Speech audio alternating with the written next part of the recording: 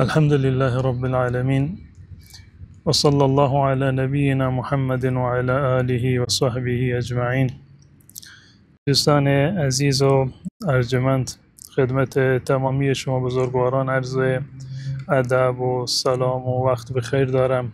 امیدوارم که هر کجا تشریف دارید در زیر سایه لطف و رحمت الله متعال باشید.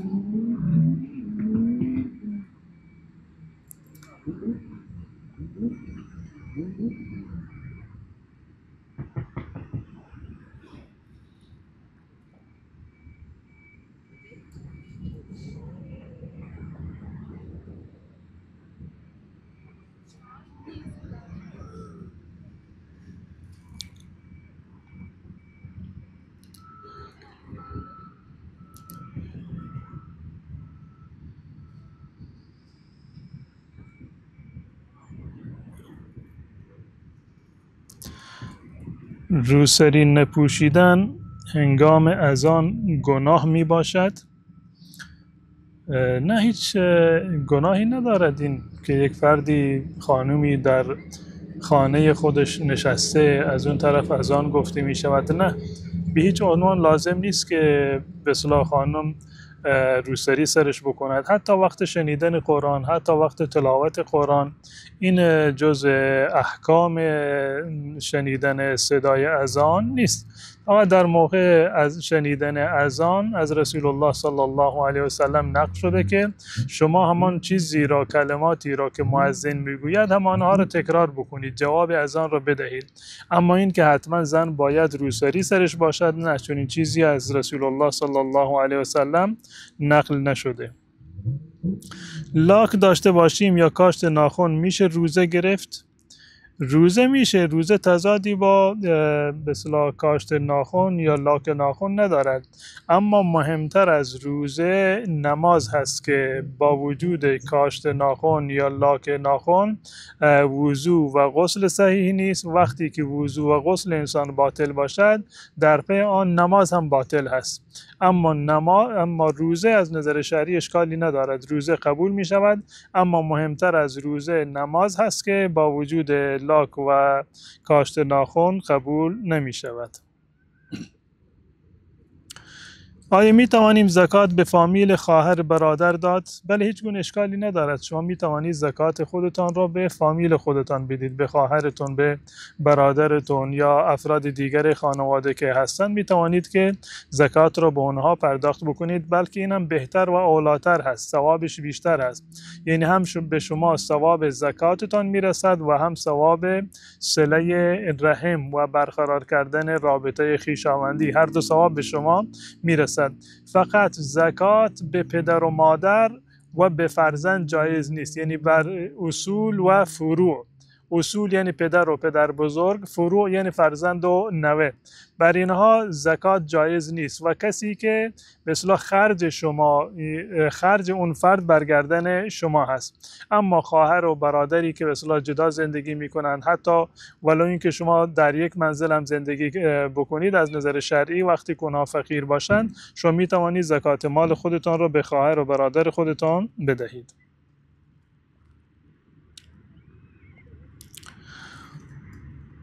اون بار سوال پرسیدم جواب ندادیم. اولویت یک پسر مادرشه یا خانمش؟ هر دوتا جز اولویت ها هستند. چرا میخواهید از میان مادر و خانم یکی رو انتخاب بکنید؟ هر دوتا اولویت هستند. از نظر نسبی مادر اولویت هست و حق مادر بالاتر از تمام حقوقی هست که برگردن شما هست و حق همسر هم حق به اصطلاح نسبی هست. به خاطر این نسبت مصاهرت و این رابطه مصاهرت این حق برگردن شما هست. احسان و نیکی به هر دو نفر، هم به مادر و هم به خانم واجب هست و این برگردن شما واجب هست و نباید که میان این دو نفر یکی رو باید انتخاب بکنید. لباسی که عکس داره در موقع نماز روی عبا بپوشی و عکس زیر عبا پنهان شود نماز جایز هست؟ بله، نماز جایز هست. نماز شما قبول است. اما اولاتر و بهترین است که به صورت کلی روی لباس شما، چه لباس به اصطلاح زیرتان باشد یا روی عبایتان، عکس نباشد. این اولاتر و بهتر است. اما اگر مثلا بلوزی پوشیده بودی، عکسی رویش بود و روی آن عبا پوشیدید، چادر نماز پوشیدید، نمازتون از نظر شرعی اشکالی ندارد و قبول هست.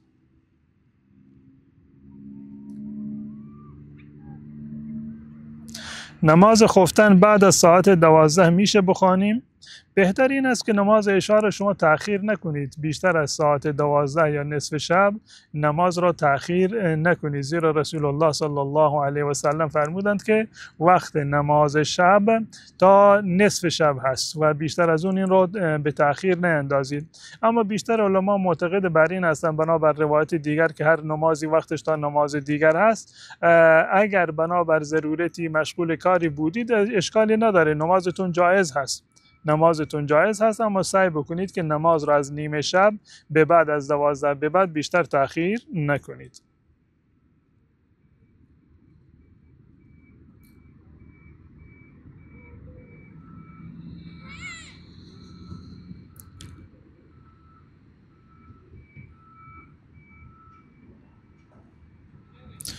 من برادرم خودکشی کرده و من نتونستم کمکش کنم. همه خانواده‌ام سرزنشم میکنند. خیلی غصه میخورم. به نظرت قسمتش بوده؟ قطعا قسمت بوده.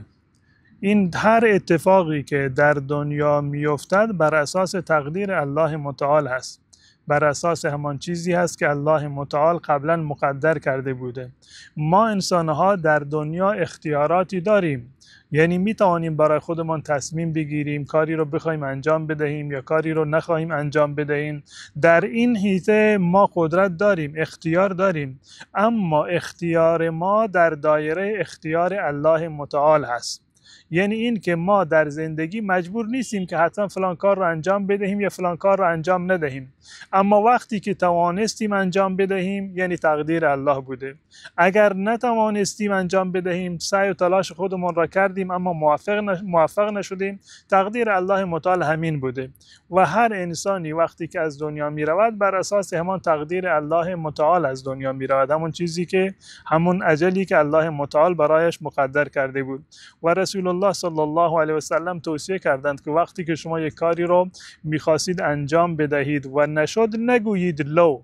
این کلمه اگر فلان کار رو میکردم، اگر کمکش میکردم شاید اینطوری نمیشد، این لو رو به کار نبرید. و این لو به اصطلاح وساوس شیطانی رو و افکار شیطانی رو و همین مواردی رو که شما الان گرفتارش هستید، این رو در واقع ایجاب میکنه و به وجود میآورد. رسول الله صلی الله علیه وسلم فرمودند ولکن قل قدر الله و ما شاء فعل.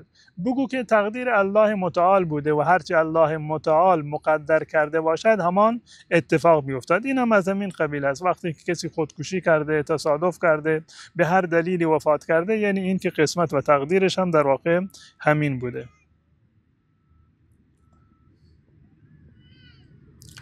آیا اگر مرد و زن متأهلی که قبلا با هم رابطه داشته باشند جایز است بعد طلاق با هم ازدواج کنند یا بر هم دیگر حرام ابدی می شوند؟ ببینید، زنا جز گناهان کبیره هست. زنا یعنی رابطه جنسی دو نفری که عقد شرعی با هم نیستند، عقد نکاح خوانده نشده، این رابطه را بهش گفته می شود که زنا. و زنا جز گناهان کبیره هست و الله متعال صراحتا در قرآن کریم نهی کرده و حتی فرموده ولا تقربوا الزنا انه کان فاحشة و ساء سبیلا. حتی به زنا هم نزدیک نروید. و الله متعال زنا را در کنار قتل ذکر کرده، یعنی این که الله متعال میفرماد والذین لا یدعون مع الله اله آخر ولا یقتلون النفس التي حرم الله الا بالحق ولا یزنون. اول الله متعال شرک را ذکر کرده و بعد از شرک قتل را ذکر کرده و بعد از قتل الله متعال همین زنا را ذکر کرده. و زنا به صورت کلی گناه کبیره هست، اما برخی از زناها گناهشون دیگه از کبیره باز هم بزرگتر هست. یعنی اکبر الکبائر هستن، نسبت به زناهای عادی گناهش بیشتر هست. به طور مثال زنای فردی که متأهل هست گناهش سنگین تر هست، زنای با خویشاوندان و نزدیکان مثلا گناهش بیشتر هست، زنا با زن همسایه گناهش بیشتر هست، زنا با زن شوهردار گناهش بیشتر است. اینها همشون گناه در گناه هستند. اما اگر یک فردی بالفرض اشتباهی کرده باشد و زنای دو نفر مرتکب شده باشند، برای همدیگر حرام ابدی نمیشوند. حالا به هر طریقی فرض کنیم اون خانم از شوهر خودش طلاق گرفت، گرچه این جایز نیست. رسول الله صلی الله علیه و سلم فرمودند هر کسی که زنی را علیه شوهرش بشوراند و زندگیش را خراب بکند از ما نیست. حالا فرض بکنیم که این خانم از شوهر خودش حالا به هر دلیلی طلاق گرفت، بعد از این که عدتش تمام شد دوباره میتواند با همان فردی که با هم رابطه نامشروع داشتند میتوانند که با همدیگر ازدواج بکنند، حرام ابدی نمیشوند. و این آیه‌ای که در قرآن کریم الله متعال می‌فرماید الزانی لا ينكح الا زانیة او مشرکه و الزانیة لا ينكحها الا زان او مشرک، که فرد زناکار نکاح نمی کند، ازدواج نمی کند مگر با زن زناکار یا زن مشرک، یا زن زناکار نکاح نمی کند مگر با مرد زناکار یا مرد مشرک. معنیش این نیست که این زن و مردی که زنا کرده اند برای همیشه بر همدیگر حرام می شوند. این آیه اساساً یک به اصطلاح شأن نزولی دارد، سبب نزولی دارد. در زمان رسول الله صلی الله علیه و سلم افرادی که هجرت کرده بودند اومدن در مدینه زنهای بدکاره‌ای بودند و وضعشان هم خوب بود.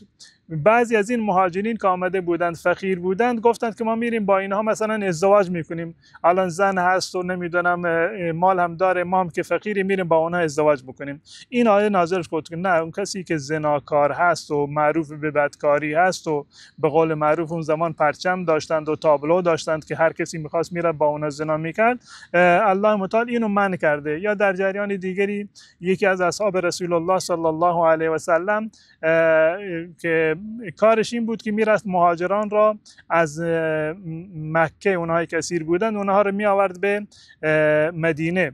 یک مرتبه که رفته بود در مکه، یک زنی بود به نام عناق. این فرد مرصد در زمان جاهلیت با این زن رابطه نامشروع داشت. زن به قول معروف جزء افرادی بود که با همه افراد ارتباط داشت. وقتی که در مکه این زن مرصد را دید گفت که بیا یک امشب رو با هم بگذرانیم. مرصد گفت که نه، من مسلمان هستم و الله متعال زنا را حرام کرده، من دیگه دوباره زنا نمی کنم. گفت خب بیا با من ازدواج بکن، الان که زنا نمی کنی ازدواج بکن. گفت نه، من باید برم پیش رسول الله صلی الله علیه و سلم. نقش شده که این آیه در این مورد نازل شد، یعنی زنی که هنوز بدکاره هست و توبه نکرده، در این صورت بر یک انسان مسلمان پاک دامن حرام است که با چنین زنی ازدواج بکند. یا اگر یک فرد زانی و زناکار و بدکاری آمد خواستگاری دختر شما، خواهر شما، و شما میدانید که این فرد رابطه نامشروع دارد با همه کس، برای شما جایز نیست که دخترتون و خواهر خودتان را به نکاح چنین مردی در واقع در بیاورید. و این معنی آیه علما گفتند که دو تا معنی رو برای این آیه ذکر کردند که از زانی لا ینکح الا زانیتن. معنی اولش این است که فرد زناکار برای بدکاری میره و سراغ یک زنی که مثل خودش باشد، در حد و به اصطلاح سطح خودش باشد و نمیره سراغ یک زن پاکدامن. و همچنین یک زنی که بدکاره باشد، خب این در خود یک به اصطلاح مرد بدکاری مثل خودش هست و اینا با هم دیگر در واقع جفت میشوند، که معنی آیه در این صورت میشود که معمولا زن زناکار با مرد زناکار رابطه دارد، مرد زناکار با زن زناکار رابطه دارد. و معنی دومش این است که زن زناکار شایسته این است که به اصطلاح یک مردی مثل خودش بیاد با اون ازدواج بکنه. مردی که پاک دامن هست نمیرود با چنین زنی ازدواج بکنه، یا برعکسش هم. پس بنابراین از نظر شرعی اشکالی ندارد اگر خواسته باشند با هم بعد از این که توبه بکنند و از گناه قبلی خودشون پشیمان بشوند، توبه بکنند، از نظر شرعی جایز هست که دوباره بروند با هم دیگر ازدواج بکنند. این ممانعتی ندارد.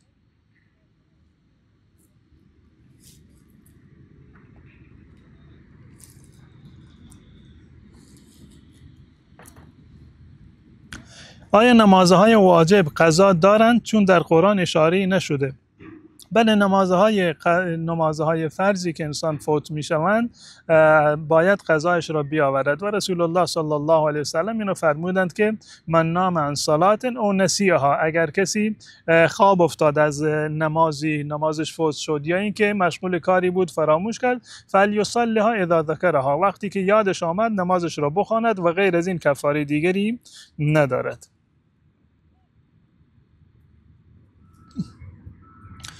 حکم شهروندی گرفتن کشورهای اروپایی چیست و آیا انسان کافر می شود؟ نه، وقتی که مصلحتی در این وجود داشته باشد و انسان مطمئن است که به اصطلاح می تواند دین خودش را حفظ بکند، چه بسا که می تواند مبلغی برای اسلام باشد، از نظر شرعی ممانعتی وجود ندارد. اما در صورتی که مثلا خوف این باشد که ایمان خودش را از دست بدهد یا مجبورش بکنند که دین اونها را قبول بکند یا مجبور بشود که با آنها هم پیمان بشود و علیه مسلمانان اقدامی انجام بدهد، در این صورت از نظر شرعی جایز نیست.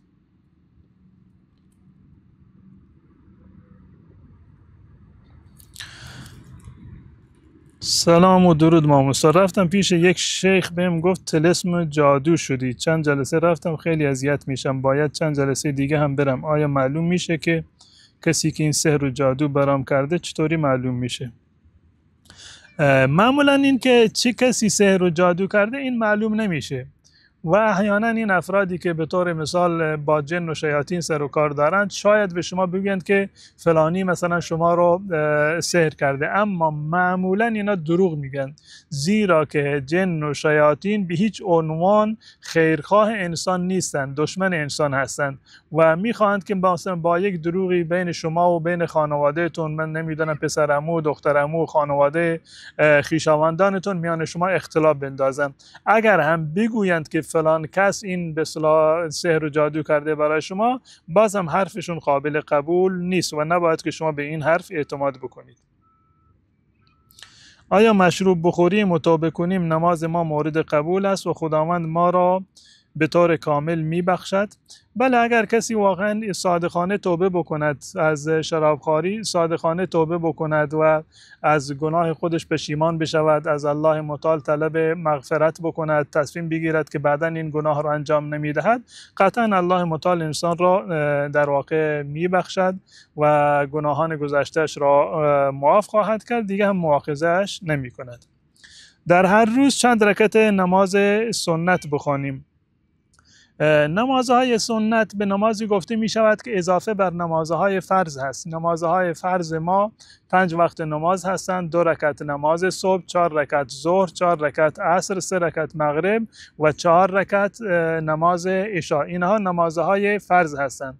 غیر از اینها ما سنتهای راتبه‌ای داریم. سنتهای رواتب یعنی سنتهای نمازهایی که قبل و بعد از فرض خوانده می شوند. در این زمینه روایتی هست از حضرت عبدالله ابن عمر رضی الله تعالی عنه در صحیح بخاری و مسلم هست که ایشان میگه که من از رسول الله صلی الله علیه و سلم 10 رکعت نماز را حفظ کردم، یعنی بیادم هست و میدونم که رسول الله صلی الله علیه و سلم این 10 رکعت نماز را اضافه بر نمازهای فرض همیشه میخواندند: 2 رکعت قبل از فجر، 2 رکعت قبل از ظهر، 2 رکعت بعد از ظهر، 2 رکعت بعد از مغرب و 2 رکعت بعد از نماز عشاء. اینها را رسول الله صلی الله علیه و سلم می‌خواندند. و در روایتی که دیگر که در این زمینه آمده 12 رکعت هم آمده. در روایت آمده که هر کسی که در شبانه روز 12 رکعت بخواند، الله متعال برای اون در بهشت یک به اصطلاح قصری رو بنا می‌کند. و در سنن ترمذی آمده که 4 رکعت قبل از ظهر، و حتی در صحیح بخاری هم آمده که رسول الله صلی الله علیه و سلم قبل از ظهر 4 رکعت می‌خواندند، یعنی مجموعاً میشود 12 رکعت. در یک حدیث عبدالله بن عمر 10 رکعت اومده و در روایت دیگر همون 12 رکعت اومده که میشوند 4 رکعت قبل از ظهر، 2 رکعت قبل از فجر، 4 رکعت قبل از ظهر و 2 رکعت بعد از ظهر، 2 رکعت بعد مغرب و 2 رکعت بعد از نماز عشاء در واقع وارد شده.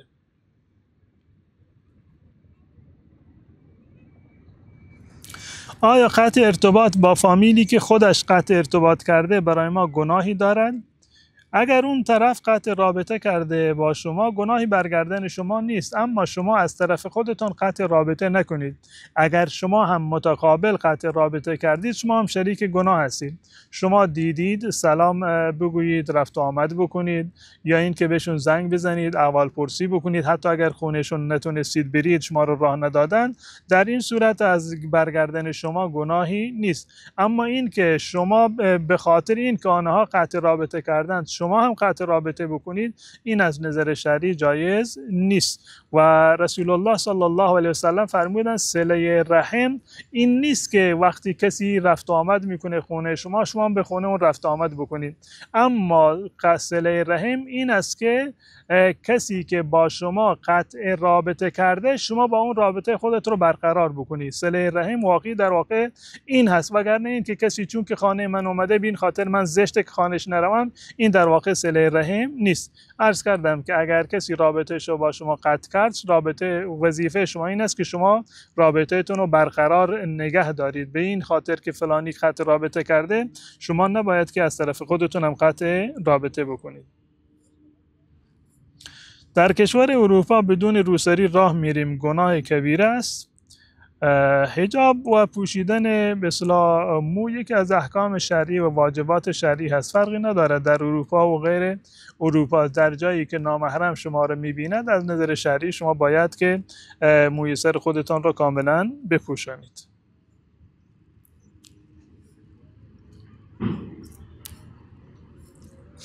آیا با پول قرض قربانی می شود؟ بله، اشکالی ندارد. کسی که دلش خواسته باشد از طرف خودش بخواهد که مثلا پولی قرض بکند، قربانی بکند، از نظر شرعی اشکالی ندارد. مطمئن است که بعد از 1 ماه، بعد از 2 ماه مثلا قرضش رو پرداخت میکند، از نظر شرعی قربانیش هم جایز هست و قبول می شود. اما این که مالی رو قرض بکند از کسی و بر نگرداند به این خاطر که من مثلا قربانی انجام میدهم، این کار مناسبی نیست. بر شما واجب نیست که حتما قرض بکنید و قربانی انجام بدهید، اما اگر خواستید، مطمئن بودید مثلا سر ما حقوق میگیرید، فعلا قرض کردید، مثلا تا 2 هفته 3 هفته دیگه پولش رو میدید، این از نظر شرعی اشکالی ندارد.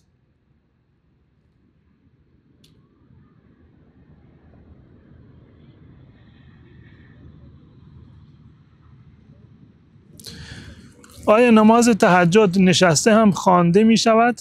بله، اشکالی ندارد. اگر کسی بنابر عذری مثلا نشسته نماز خواند، اشکالی نداره، اما اولاتر و بهتر این است که ایستاده نماز بخوانیم و ثواب نماز ایستاده کامل هست و نشستن نماز خوندن ثوابش نصف می شود، مگر برای کسی که عذری دارد. در نمازهای فرض حتما باید بایستیم. ایستادن و قیام در نمازهای فرض هست، اما در نماز غیر فرض واجب نیست که حتما باید بایستید. اگر کسی نشست نمازش صحیح هست، منتها ثوابش نصف ثواب ایستاده هست، اما نمازش از نظر شرعی صحیح هست و اشکالی ندارد. آیا خواندن سوره هایی که سفارش شده برای بارداری صحیح است؟ من سوره ای رو نمیشناسم که برای بارداری به اصطلاح سفارش شده باشه. برای بارداری هیچ سوره خاصی سفارش نشده. اگر منظور شما این است فلان سوره رو بخوانی باردار میشوی، یا اگر فلان سوره رو بخوانی نمیدونم حمل شما میمونه و سخت نمیشه، من چنین سوره و آیاتی رو سراغ ندارم که توصیه شده باشه یا چنین خاصیتی در واقع داشته باشند. آیا بریدن نان با کارد گناه است؟ نه، هیچ گونه اشکالی نداره. اگر کسی با کارد نان رو به اصطلاح تیکه بکنه، هیچ گونه ممنوعیتی در احادیث رسول الله صلی الله علیه و سلم در این زمینه وارد نشده. یک روایتی نقل کردند از سلمه که پیامبر صلی الله علیه و سلم منع کردند، اما این روایتی است که بسیار ضعیف، قابل استدلال نیست و نمیشه که از اون یک حکم شرعی رو ثابت کرد. پس بنابراین از نظر شرعی هیچ گونه ممنوعیتی نداره که کسی با کارد مثلا بخواهد که نانی رو ببرد و تیکه بکند. دعای زیبایی صورت چیه؟ دعایی سراغ ندارم که برای زیبایی صورت توصیه شده باشه که اگر کسی اینو بخواند صورتش زیبا می شود. اگر این گونه می بود خیلی از این ملا و آخوندها و دعانویسا دیگه باید خیلی زیبا و از همه سرآمد می بودند و خوشگلتر می بودند، اما چنین چیزی نقل نشده. نه چنین آیه از قرآن ما داریم و نه هم دعایی در این زمینه ثابت شده و با یک دعا نمیشه که انسان زیبا باشه. نهایتا و در کل الله متعال انسان را زیبا آفریده، اما اینکه شما بخواید با یک دعا رنگ پوستتون عوض بکنید، شکل بینیتون عوض بکنید، نه، چنین چیزی امکان پذیر نیست. و یک خاطره جالبی هست در این زمینه که یکی از علما به نام جاهز ابو عثمان عمرو بن بحر، یکی از ادبای معروف هست در زبان عربی، در زمان بنی عباس بوده، تقریبا در قرن هشتم این حدودا بوده. این بنده الله گرچه اهل علم بود و اهل فضل بود و ادیب بود، حافظ قرآن بود، اما از نظر شکل ظاهری خیلی به اصطلاح یعنی ظاهر جذابی نداشت و زشت بود، قدش هم کوتاه بود و زشت بود. این میگوید که من در زندگیم از 2 خانم، از 2 زن رودستی خوبی خوردم و یکی از اینا رو تعریف میکنه. یک روزی رفته بودم دم منزل خودم بودم و یه خانومی از اونجا رد شد و گفت که جاهز من با یک کاری دارم، میشه که با من بیایی تا بازار با هم بریم؟ گفت باش، اشکالی نداره، اگه کاری با من داری من میام با تو. رفتن بازار و از این کوچه به اون کوچه، از این خیابان به اون خیابان و رسیدن دم یک طلا-فروشی. رفتن داخل طلا-فروشی، این جاهز هم بیچاره پشت سرش میرود و نمیداند قضیه چی هست. وقتی که رفتن داخل مغازه، این زن به اون به اصطلاح زرگر و طلا-فروش یک اشاره کرد، اینه، و از مغازه رفت بیرون و جاهز هم اونجا تنها موند.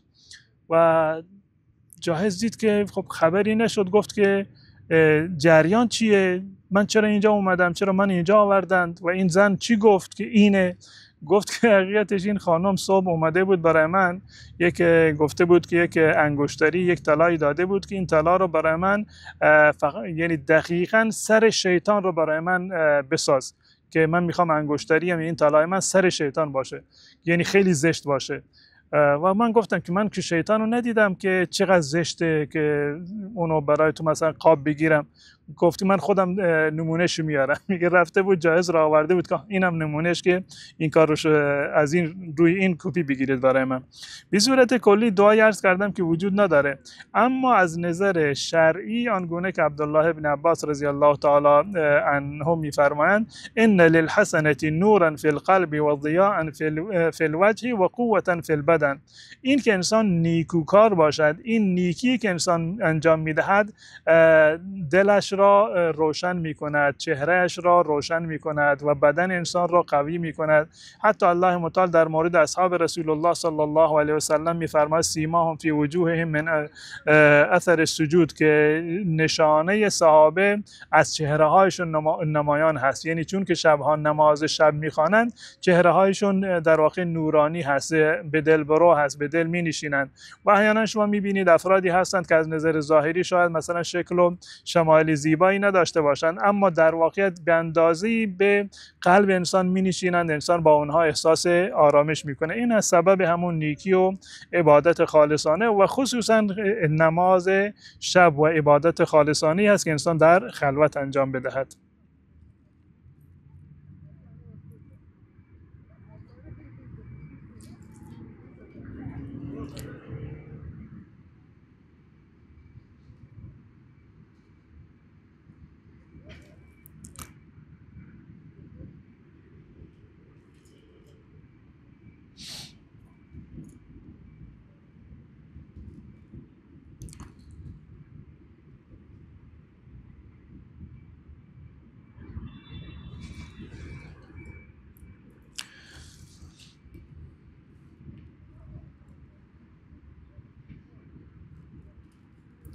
چی کارهایی را انجام بدهیم که ثوابش به مرده برسد؟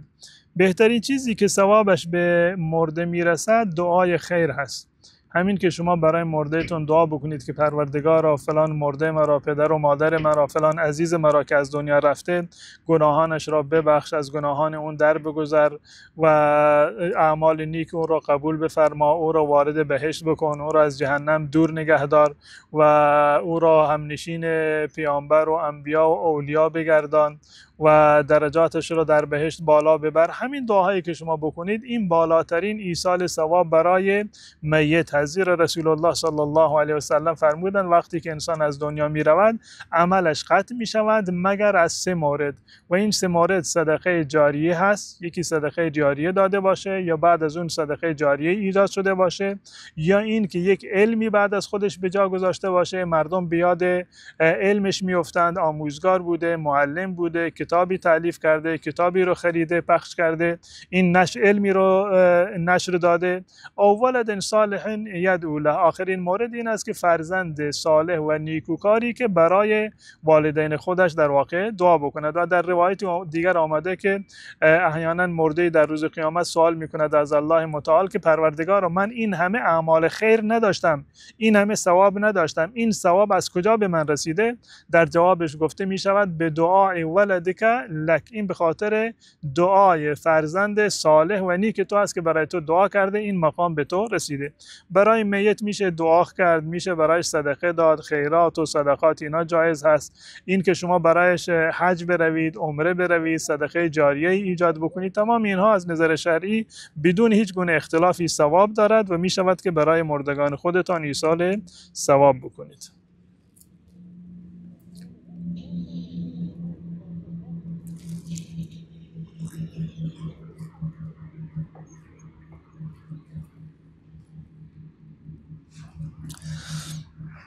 ببخشید آیا حضرت یوسف زلیخا را جوان کرد؟ نه، چون این چیزی ثابت نیست. چون این چیزی که به اصطلاح زلیخا دوباره جوان شده باشه، با یوسف ازدواج کرده باشه، چون این چیزی ثابت نیست و نمی شود این موارد رو انسان از طرف خودش بگه. در برخی از روایات اسرائیلی آمده، روایات بنی اسرائیلی هست که نمیشه به اونها اعتماد کرد. در قرآن، در احادیث رسول الله صلی الله علیه و سلم چیزی در این مورد ثابت نشده.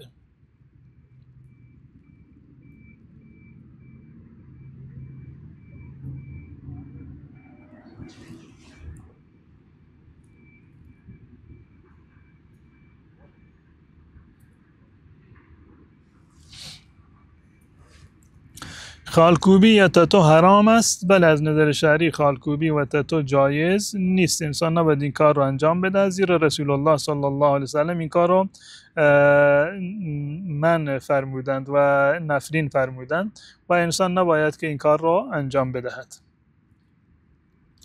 آیا زمین زکات دار مشمول زکات می شود؟ اگر کسی زمینی رو خریده برای خرید و فروش، اگر کسی مثلا به طور مثال املاکی هست و اصلا صنفش خرید و فروش زمین هست، در این صورت این جزء اموال تجارت قرار می گیرد، جزء اموال تجارت هست و در این صورت زکات دارد. اما یک فردی زمینی رو خریده مثلا به این امید که الان فعلا زمین رو میخرم بعدا این زمین رو میسازم، یا مغازه میسازم، خونه میسازم، یا مثلا کشاورزی میکنم، یا مواردی از این قبیل باشد، در این صورت زکات نداره. یک فردی فرض کنیم که مثلا زمینی داره به کرایه داده یا خانه اضافی داده، کرایه داده، از این طریق امرار معاش میکند، این از نظر شرعی زکات ندارد. اما زمینی که برای خرید و فروش باشد جزء اموال تجاره هست و زکات دارد.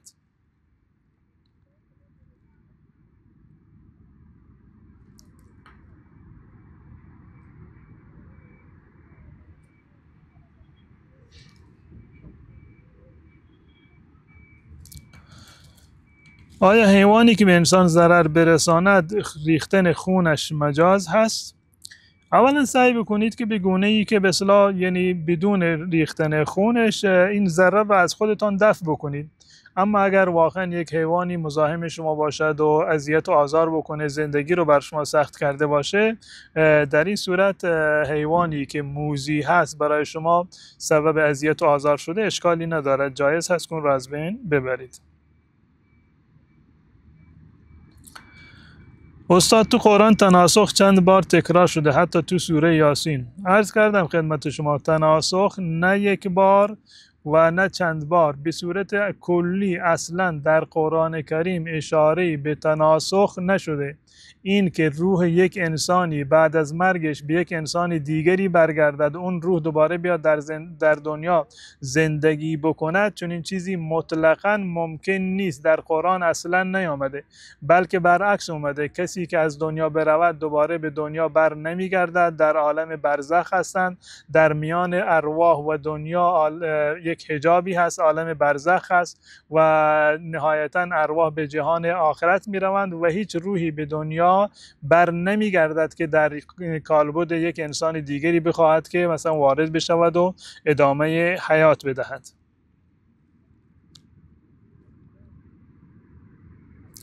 اگر اسم عبدالباری باری گفته شود گناه دارد؟ نه، اشکالی ندارد. اسمای الله متعال غیر از لفظ الله و الرحمن، الله و الرحمن، کسی که اسمش عبدالله هست شما نمیتونید اون الله حساب بکنید یا الله که مثلا حساب بکنید صدا بزنید. اگر کسی اسمش رحمان هست شما نمیتونید که عبدالرحمن هست شما نمیتونید تنها رحمان حساب بکنید یا تصغیرش بکنید. این دوتا اسم مستثنا هستند و اینها جایز نیست. اما بقیه اسمهای الله متعال کسی اسمش عبدالباری هست شما باری صدا بزنید، عبدالرحیم هست شما رحیم صدا بزنید، این از نظر شرعی اشکالی نداره. عبدالمجید هست مجید حساب صدا میزنید، عبدالحمید هست شما حمید حساب بزنید. بقیه نامهای الله متعال غیر از این دوتا اسم اشکالی ندارد که همون به اصطلاح نام بگذارید. این نامها رو الله متعال بر بندگانش گذاشته، نام عزیز، نام حکیم.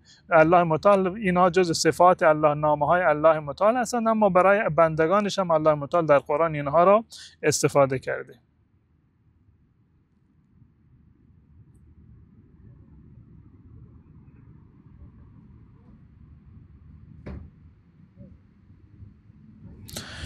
آیا درست است که پیامبر را شب اول قبر نزد متوفا می آورند؟ نه، چون این چیزی ثابت نیست که پیامبر را نزد متوفا بیارند، کسی که تازه فوت کرده. و ما میدونیم که الان به اصطلاح در هر روزی حدود 50-60 هزار نفر در دنیا فوت می شوند و خیلی از اینا مسلمان هستند. امکان نداره که رسول الله صلی الله علیه و سلم را برای وفات هر کسی بیاورند و در هیچ آیه و روایت همچنین چیزی ذکر نشده و واقعیت ندارد.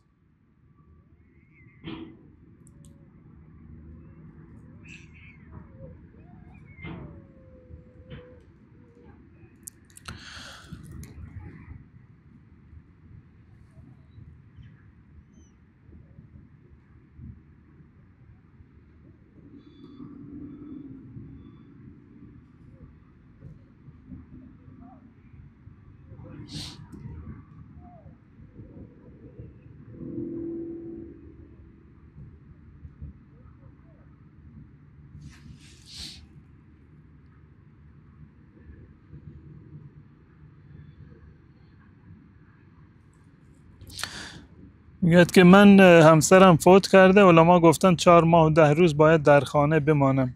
بله، حکم شرعی این برای زنی که در حالت عدت هست این است که بعد از وفات شوهر 4 ماه و 10 روز در همون خونه ای که زندگی میکرده در همون خونه زندگی بکند، شبها برگردد در همون خونه بخوابد. اما اگر کاری داشت رفت بیرون، نیازی بود بره مثلا برای مایحتاج خودش رو خرید بکنه، بره بیمارستان، بره مدرسه، یا زن شاغلی بود مثلا بره سر کار، از نظر شرعی ممانعتی وجود ندارد، میتواند که برای ضروریات خودش بیرون برود، اما به صورت کلی از اون خونه نقل مکان نکند، در همون خونه زندگی بکند.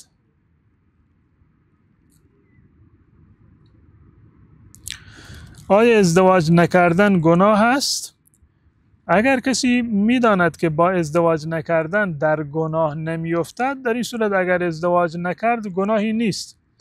اگر کسی میداند که ازدواج نکند یا این که ازدواج کردن براش مثلا میسر نیست، فعلا نمیتونه ازدواج بکنه و در طرفی هم میداند که اگر ازدواج نکند دچار گناه نمیشود، نه، در این صورت گناهی برگردنش نیست، واجب نیست که حتما باید ازدواج بکند.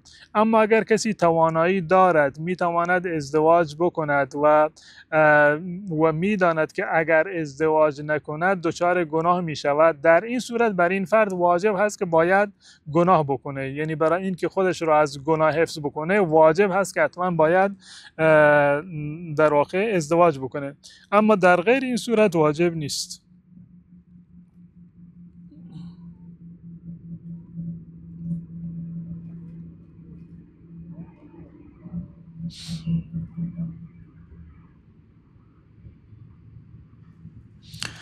نگهداری گربه در خانه حرام است یا حلال؟ حلال هست، اشکالی نداره، جایز هست نگهداری گربه یا حیوانات دیگر. اگر کسی در منزل مثلا حیوانات اهلی یا موارد دیگر هستند که در خانه نگهداری میکند پرندگان، از نظر شرعی اشکالی نداره، جایز هست، ممانعتی وارد نشده.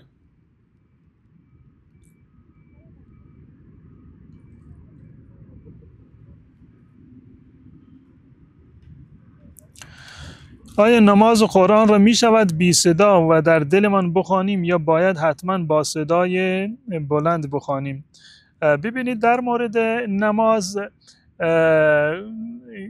قرائت یکی از ارکان نماز هست، یا مثلا قرائت فاتحه یا به صورت کلی خود قرائت بنابر فقه حنفی جز ارکان نماز هستند. یعنی حتما باید در نماز قرائت بخوانیم، سوره فاتحه رو بخوانیم، سوره دیگری بعد از فاتحه بخوانیم. و قرائت حد اقلش این است که ما باید لبهای ما تکان بخورد، زبان ما تکان بخورد و حروف تلفظ بشوند.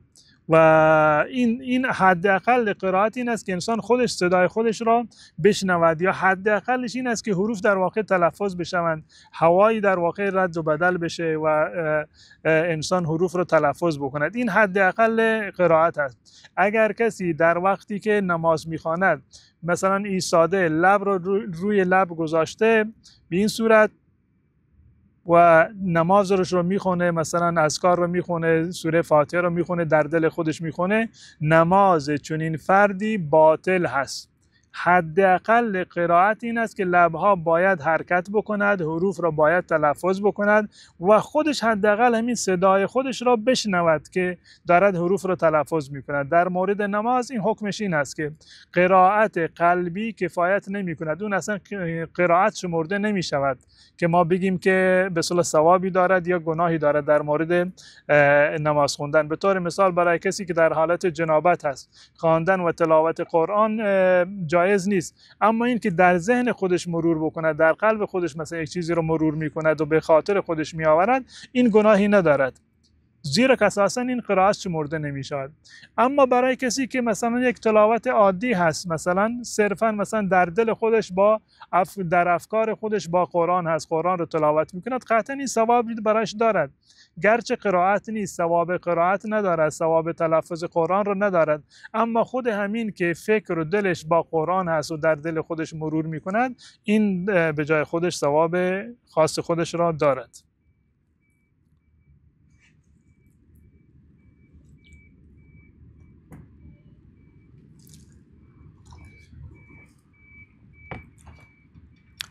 آیا روح مردگان در کنار ما هستند؟ نه، روح مردگان در کنار ما نیستند. روح مردگان در عالم برزخ هستند، از احوال ما خبر ندارند، پیش ما نیستند، به دنیا نمی آیند و در عالم برزخ هستند و هیچ گونه اطلاعی از احوال ما ندارند. و در روایتی آمده که وقتی که یک فردی میمیرد، مردگان قبلی که قبلا مردن میآیند به پیشوازش که از اون احوال زندگان را از اون میپرسند که فلانی چطور بود، فلانی چطور بود، و احوال را از طریق این مردگان در واقع دریافت میکنند. و این که خودشان مثلا به دنیا بیان، ما را ببینند، صدای ما را بشنوند، از احوال ما مستقلا خبر داشته باشند، چون این چیزی نه در قرآن آمده و نه در احادیث رسول الله صلی الله علیه و سلم. و این گونه امور غیبی هست و امور غیبی رو ما نمیتوانیم با حدس و گمان اینها رو مثلا ما ثابت بکنیم و قائل باشیم که بله این گونه هست. این گونه باشه چنین دلیلی وجود ندارد. اما امکان دارد که خود انسان به اصطلاح خواب ببیند. احیانا مثلا ما خواب میبینیم فلان مرده خود ما رو در حالت خواب میبینیم. این امکان داره که خواب ما یک خواب واقعی باشه. روح ما هست که به عالم ارواح در واقع رفته، نه این که مرده در واقع روحش در کنار ما باشه و در کنار ما زندگی بکنه.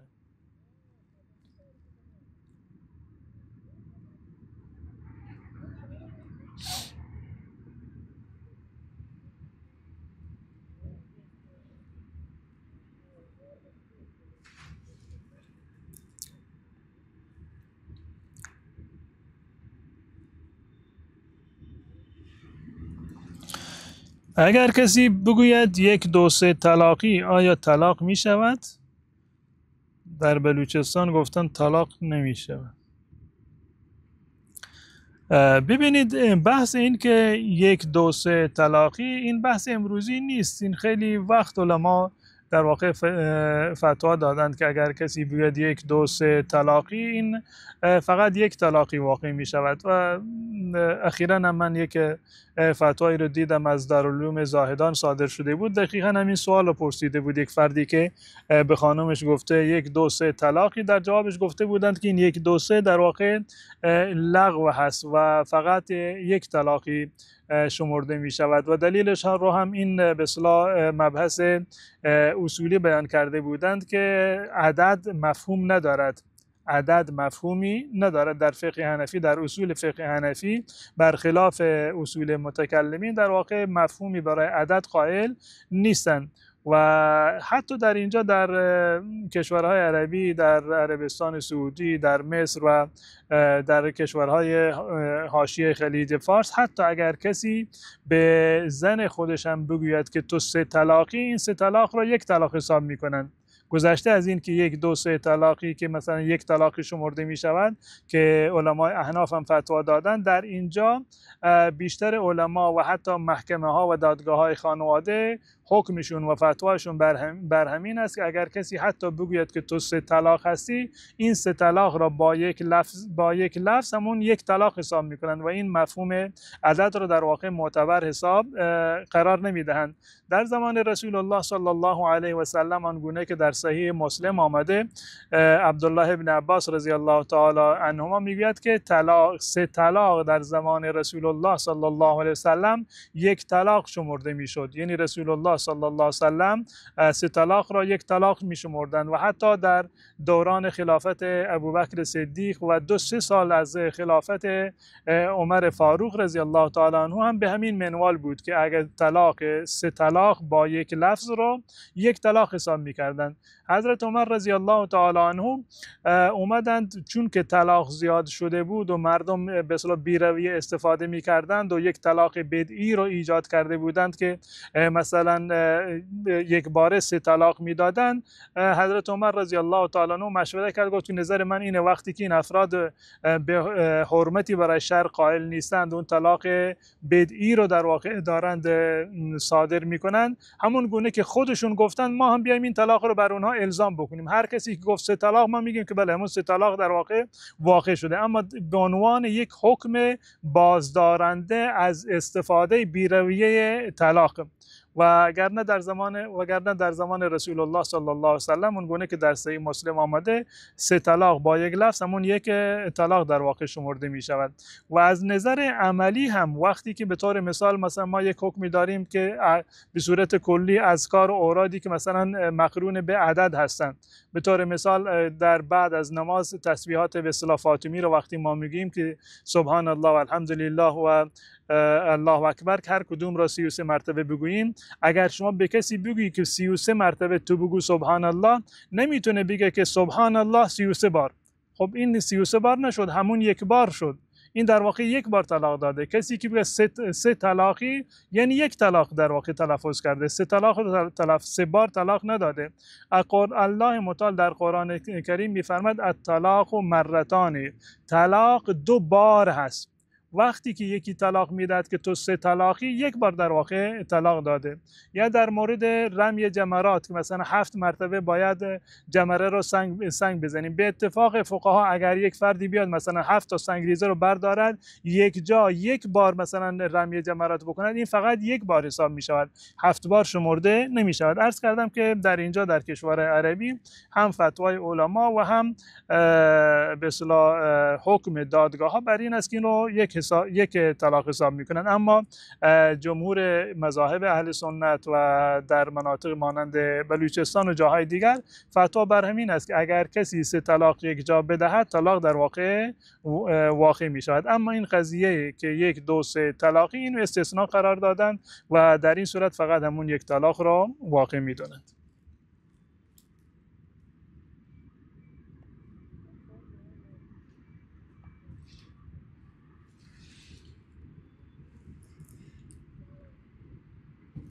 آیا می شود کتاب قرآن را کنار بگذاریم و از گوشی قرآن بخوانیم؟ هیچ اشکالی ندارد که شما مثلا در خونه یک مصحف دارید، قرآن چاپ شده ای دارید و از اون استفاده نمی کنید، از گوشی برایتون راحت تر هست، به طور مثال از روی گوشی شما تلاوت می کنید، این از نظر شرعی اشکالی نداره، برای شما جایز هست و گناهی بر گردن شما نیست. مهم این است که شما قرآن را تلاوت بکنید. تفاوتی نداره که از حفظ تلاوت می کنید، از روی صفحه گوشی تلاوت می کنید، یا این که به اصطلاح از روی مصحف و قرآن میخوانید. هیچ گونه تفاوتی نداره، ثوابشون یکی هست و هیچ گونه گناهی نداره که شما از روی گوشی تلاوت بکنید. آیا رابطه از پشت موبایل با همسر گناه است؟ اگر منظورتون از رابطه این است که با همدیگر حرفای عاشقانه میزنید و از این قبیل، نه، گناه نیست. وقتی که زن و شوهر با همدیگر به اصطلاح محرمند و حلال همدیگر هستند، از هر طریقی که به اصطلاح مجاز هست و میتونند با همدیگر رابطه داشته باشند، از نظر شرعی هم گناهی در این زمینه وجود ندارد. منتها در این زمینه انسان باید احتیاط بکنه، زیرا که به اصطلاح رابطه و حرفهایی که مثلا از طریق اینترنت و این برنامه باشه، چه بسا که اینها مثلا لو بره و برای شما دردسری درست بشه و بدنامی وجود داشته باشه. اما اساساً برای شما و همسرتون با همدیگر به اصطلاح حلال همدیگر هستید و گناهی در این زمینه وجود ندارد.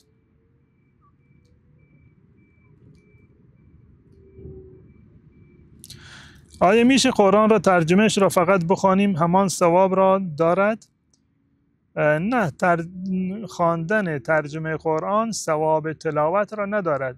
ثواب خواندن قرآن یعنی خواندن ترجمه فارسی را دارد. شما علم یاد میگیرید، میفهمید و کلام الله را، مواعظ الله متعال را میخوانید، میفهمید و اونها عمل میکنید و این خودش یک مطلب شرعی هست و انسان باید معانی قرآن کریم را بفهمد. تا زمانی که شما معنی قرآن را ندانید، چگونه میتوانید که بر آن تدبر بکنید، تأمل بکنید یا بر آن عمل بکنید و این ثوابش را دارید.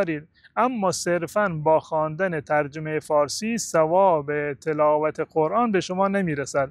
ثواب همین خواندن علم و فرا گرفتن علم و مواعظ قرآن را دارید، اما ثواب تلاوت مخصوص همون به اصطلاح قرآن با زبان عربی هست و اساساً قرآنی که ترجمه شده به زبانهای دیگر، فارسی، بلوچی، کردی، این نمیشه اسمش را گذاشت قرآن. احکام قرآن را نداره. ترجمه قرآن یا هیچ تفسیری احکام قرآن را ندارد و میشه که بدون وضو اون رو دست بزنید اگر ترجمه به اصطلاح تنها باشه، یا حتی در حالت جنابت میتونید اون رو دست بزنید. حکم قرآن را نداره و فقط در صورتی حکم قرآن را داره که همون الفاظ عربی در واقع وجود داشته باشه.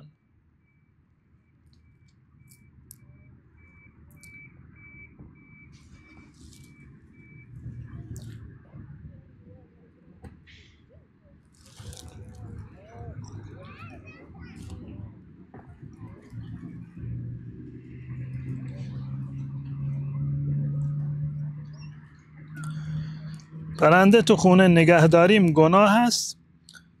نه، اگر که شما پرنده نگه داشتید و آب و دانش را مهیا میکنید، این از نظر شرعی اشکالی ندارد. جایز هست که شما پرنده نگه دارید، حیوان دیگری رو مثلا نگه دارید، اشکالی نداره، اما حتما باید آب و غذا و دانش را باید سر وقت بهش بدید. اذیت و آزارش در واقع از نظر شرعی حرام هست. رسول الله صلی الله علیه وسلم فرمودند که در زمان بنی اسرائیل یک فردی بود، یک زنی، یک به اصطلاح گربه ای رو نگه داشته بود در خونه، نه آب و غذا بهش میداد و نه اینو آزاد گذاشته بود که خودش بره مثلا برای خودش غذا تهیه بکنه و تغذیه بکنه، تا اینکه این گربه مرد و از دنیا رفت. رسول الله صلی الله علیه و سلم فرمودند که الله متعال به خاطر همین ظلم بر این گربه این زن رو به جهنم انداخت.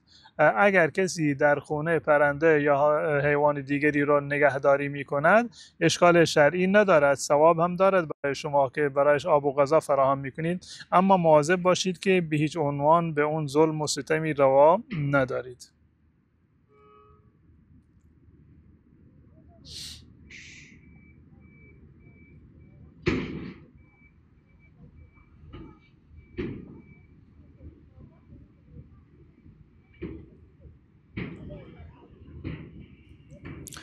آیا گوشت خرگوش مکروه است یا حلال؟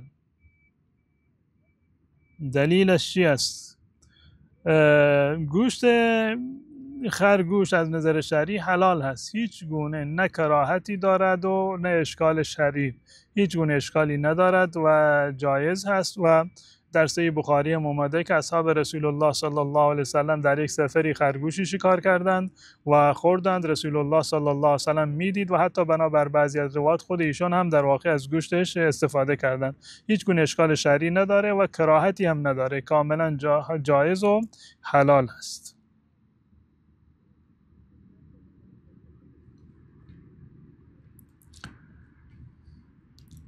کسانی که همش زن طلاق میخورند حکمشان چیست؟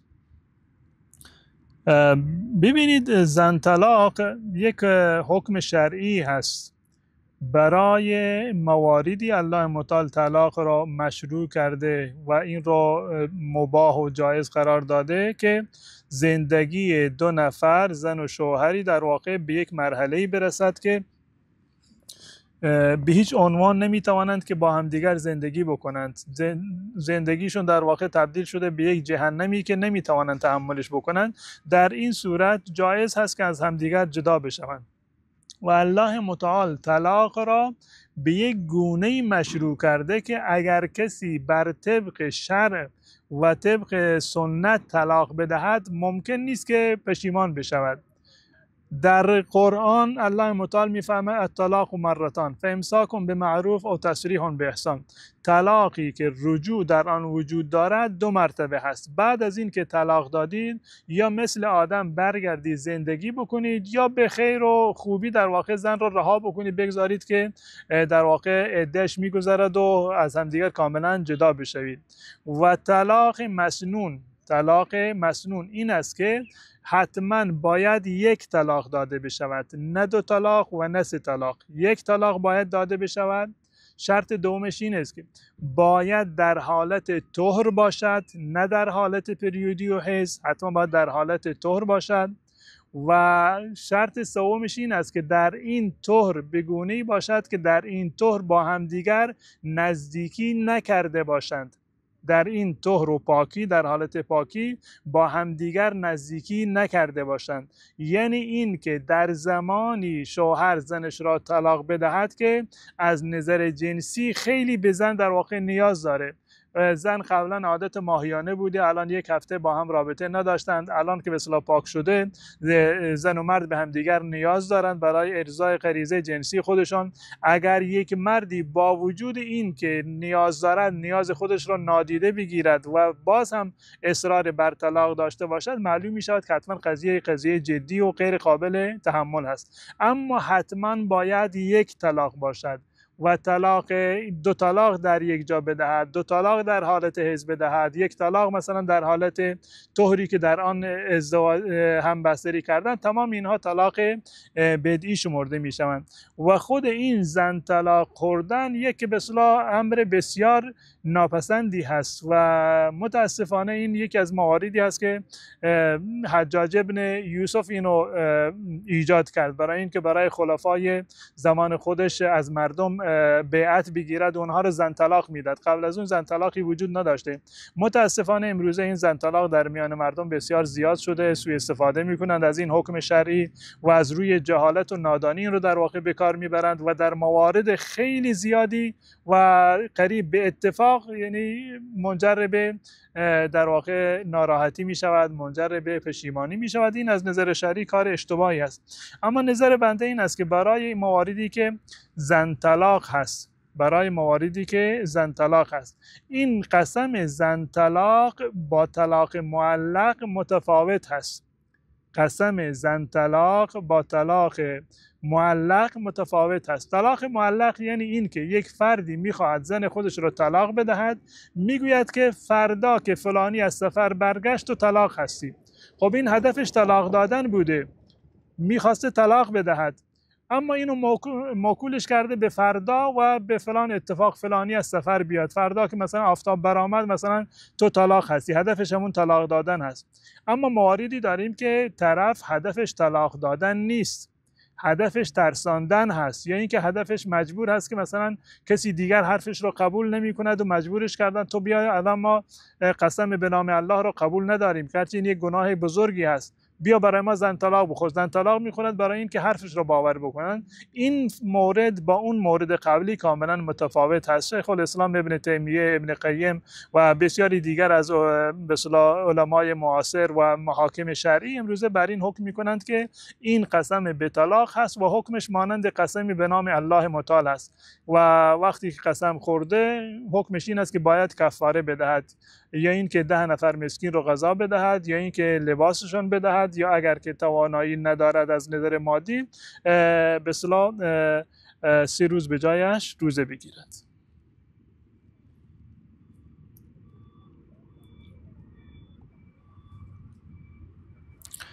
کسانی که زیاد قسم میخورند آیا گناه کبیره است؟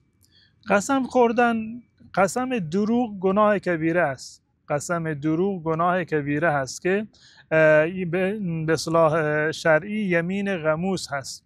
یمین غموس یعنی همون قسم دروغ. قسم به اندازه این قسم دروغ گناهش سنگین هست که حتی کفاره هم ندارد.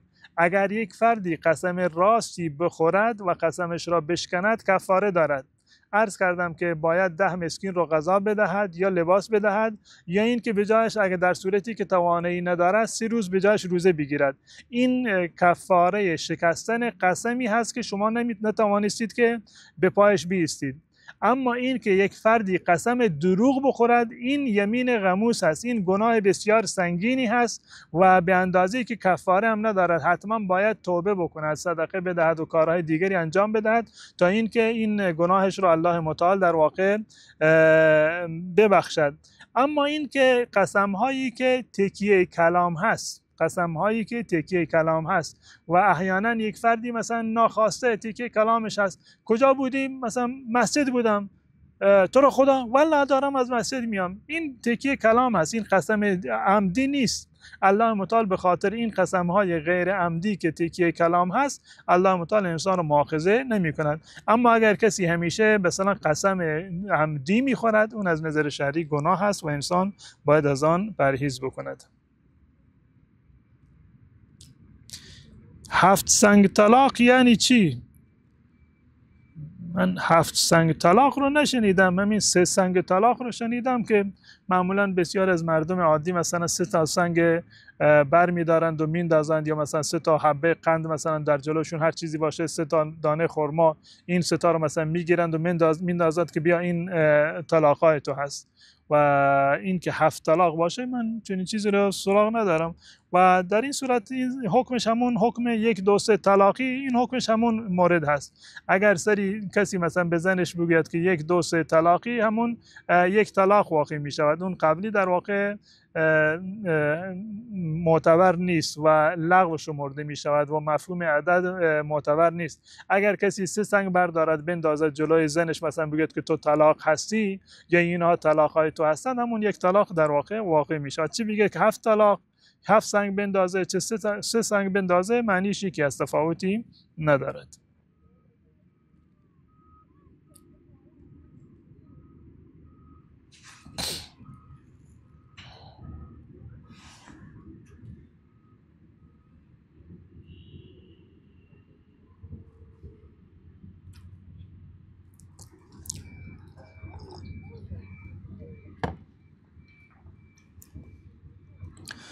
آیا به قرآن قسم بخوریم شرک است؟ نه، شرک نیست، عین توحید است.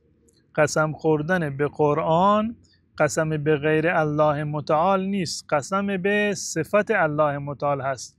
قرآن کلام الله متعال هست و کلام در واقع یکی از صفات الله متعال هست و قسم خوردن به نام الله و صفات الله متعال جایز هست، اشکالی ندارد و کاملا صحیح هست و قسم به غیر الله نیست. و رسول الله صلی الله علیه وسلم فرمودند من کان حالفا فلیحلف بالله، اگر کسی میخواهد قسم بخورد باید به نام الله متعال یا صفات الله متعال قسم بخورد.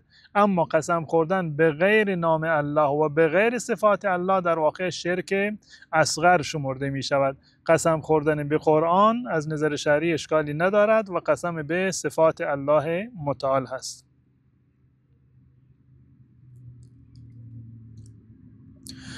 نماز جمعه را دور از خانه چطور باید بخوانیم؟ وقتی که شما روز جمعه دور از خانه هستید، یعنی این که تنها هستید و مسجدی نزدیکتان نیست، حکم شرعی برای شما همون نماز ظهر است که شما باید نماز ظهر را بخوانید. به هر دلیلی کسی در روز جمعه به نماز جمعه نرسید، چه در شهر بود چه در خارج از شهر، حکمش این است که برای قضایش همون نماز، یا قضا نشده باشه در همون وقت نماز هست، همون نماز ظهر را باید بخواند. اگر کسی به نماز جمعه نرسید، به جای آن باید نماز ظهر را بخواند، نه نماز جمعه را. اگر مسجدی نباشد می توانیم چند مسلمان یک جا شویم و نماز جمعه را ادا کنیم؟ چه شرطی دارد؟ نماز جمعه یعنی این که نماز جماعات هست، یعنی یک جایی که شما مثلا شهری باشید و مسجدی باشه، در اونجا میشه نماز جمعه خواند. اما این که شما یک جای دیگری باشید و رفته باشید برای تفریح و چند نفر مثلا اونجا جمع شده باشید و بخواید نماز جمعه بخوانید، این از نظر شرعی جایز نیست. در این صورت همون نماز ظهر را بخوانید. شما که یک جایی رفتید در یک جمعی در جایی که مسجدی وجود نداره، در اونجا همون نماز ظهر را بخوانید. من همسرم راضی نمیشه ماه رمضان ها روزه بگیرم، چه کار کنم؟ گردنم میمونه. بله قطعا نماز روزه رمضان فرضه و یکی از ارکان اسلام هست. برای شما جایز نیست که در این زمینه از شوهرتون اطاعت بکنید. جایز نیست که از شوهر اطاعت بکنید، حتما باید روزه بگیرید در روزه ماه مبارک رمضان. اما روزه غیر رمضان اگر شوهر مانع شد اشکالی نداره، روزه نگیرید.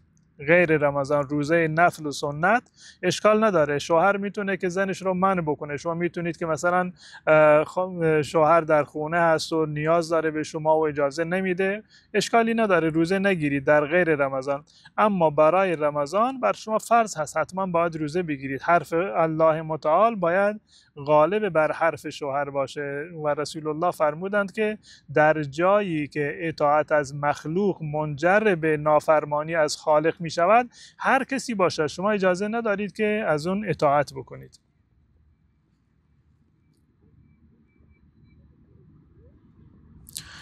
آیا اسرائیل یک نفر است یا یک گروه؟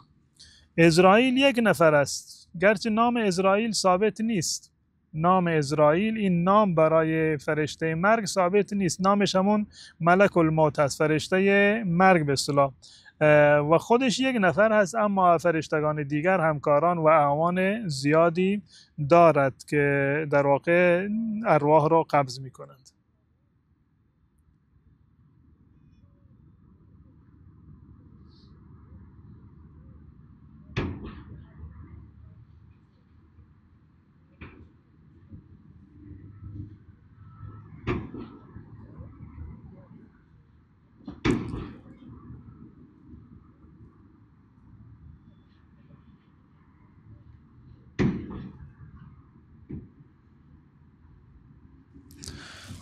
برادر من زایه نخاعی دارد و ستون فقرات شکسته. من تنها کسی هستم که مراقبشم. در خانه مراقبتش رو در خانه انجام میدهم. نمازهایم منظم نیست. میخواستم بدانم آیا مراقبت از او نزد خداوند ثواب دارد؟ قطعا ثواب دارد. این که شما خدمتگزاری بکنید به برادرتون یا هر کسی دیگر، هر انسانی، این برای شما قطعا نزد الله متعال ثوابی دارد.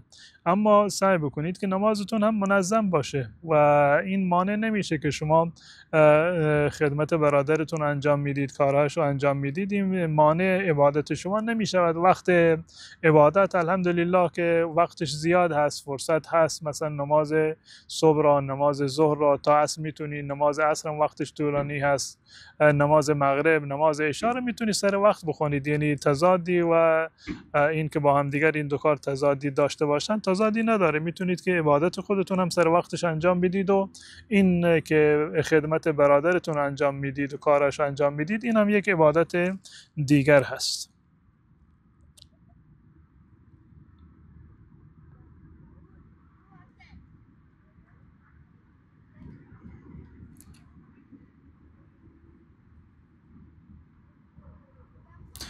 آیا در صورت کار کردن زن و بیکار ماندن مرد در هر وضعیتی حرام است یا حلال؟ اشکالی نداره. اساساً کار کردن زن از نظر شرعی ممنوعیتی وجود نداره. اگر یه خانومی نیاز به کار داره و کارش به گونه‌ای هست که لطمه‌ای به زندگیش نمیزند و به اصطلاح امنیت داره برای کار کردن، از نظر شرعی ممانعتی در این زمینه وجود نداره. چه شوهرش کار بکند یا کار نکند، از نظر شرعی جایز هست.